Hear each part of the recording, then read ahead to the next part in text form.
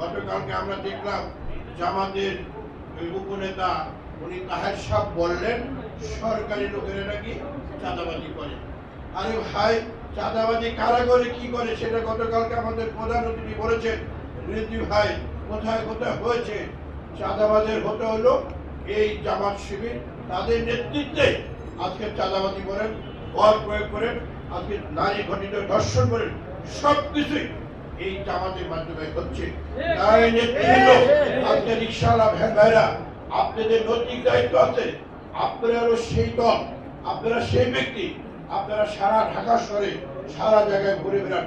আপনাদের রিকশায় আমরা অনেক প্যাসেঞ্জাররা উঠে আপনাদের বক্তব্য অনেকে শুনতে চাই যে ভাই দেশের কি অবস্থা, কি হতে যাচ্ছে, কি অবস্থা, সরকার কি করছে।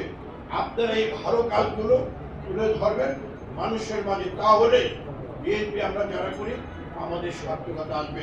গতকাল আমাদের মাননীয় প্রধানমন্ত্রী স্পষ্ট মেসেজ দিয়েছে, আমাদেরকে সবার সতর্ক থাকতে হবে, আমাদেরকে সবাইকে ঐক্যবদ্ধ থাকতে হবে। ঐক্যবদ্ধ ছাড়া আমাদের কোনো বিকল্প কোনো রাস্তা নেই।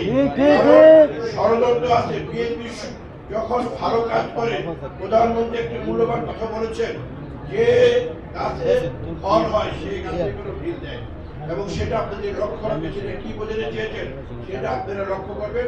সেই জন্য আজকে আপনারা এখানে যারা উপস্থিত আছেন, আপনারা যার যার অবস্থান থেকে সরকারের যে কার্যকলাপ, নেতিবাচক যে কার্যকলাপ, সেই জিনিসকে আপনারা তুলে ধরবেন।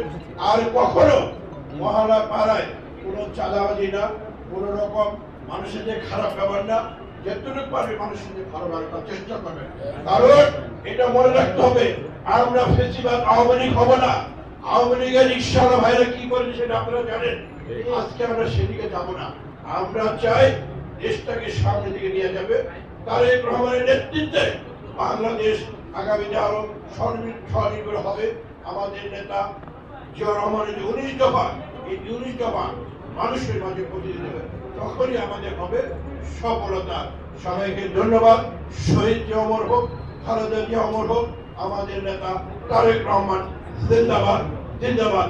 সবাইকে ধন্যবাদ। আসসালামু আলাইকুম।